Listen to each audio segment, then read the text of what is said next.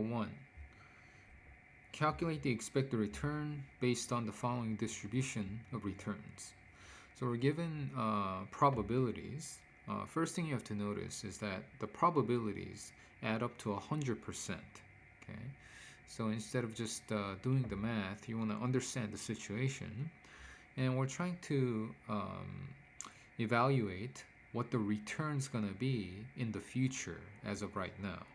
Okay, so we're saying there's a 30% chance that the return will be negative 90%, 30% chance that the return is negative 70%, 20% chance it'll be negative 30%, and 20% chance you'll get 1,000% return. Okay, so we're gonna calculate the expected return by taking the weighted average. Okay, so example 1. So we're given the probabilities. They're 30%, 30%, 20%, 20%. Returns negative 90%, negative 70%, negative 30, and 1,000. Again, basically we're saying 4 possible things could happen in the future.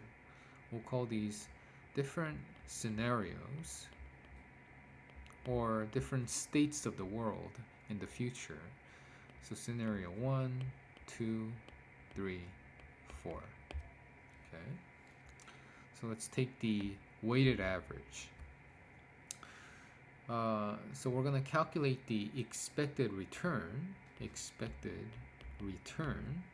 and all we do is we multiply the probability of scenario 1 happening times the return in scenario 1. Okay, and we add the probability of scenario 2 happening times the return in scenario 2, and so on.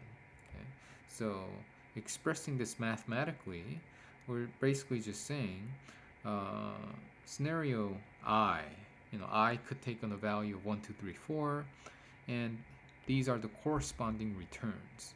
We're going to multiply the probabilities with the returns and sum everything up. Okay, so you don't need to worry about this formula, but we're just taking the weighted average. Okay, so here the expected return is 30%. So you can convert these percentages to decimal points if that's easier for you, and the returns as well. Okay, so I'll do that here. So 30% is 0.3, right? And negative 90% would be negative 0.9. So we took care of scenario 1, now we take care of scenario 2. 30% times negative 0.7 plus scenario 3. 20% times negative 0.3 plus the final scenario 4, another 20% times 10. So 100% is 1, so 1,000% is 10. Okay, so if you do the math, this turns out to be it should be 1.46.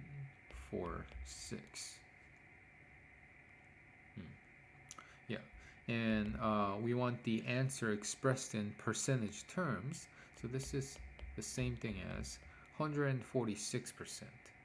Okay, so that's the answer. And one quick thing is this example illustrates why just looking at the expected return can be a little bit misleading. Okay. Meaning, if someone just looks at this expected return, you get to make 146%, which sounds good, but if you look at the distribution of returns carefully, we have these numbers, right? So there's a there's an 80% chance, 30, 30, and 20, 80% chance you lose your money. And in 30% of the time, you lose 90% of the money.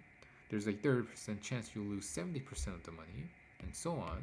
So while the expected return of 146 looks decent, it's a very risky investment. You'll only make money 20% of the time, in which case you'll make 1,000% return. So this is like a lottery type investment. Okay? So it comes with a lot of risk.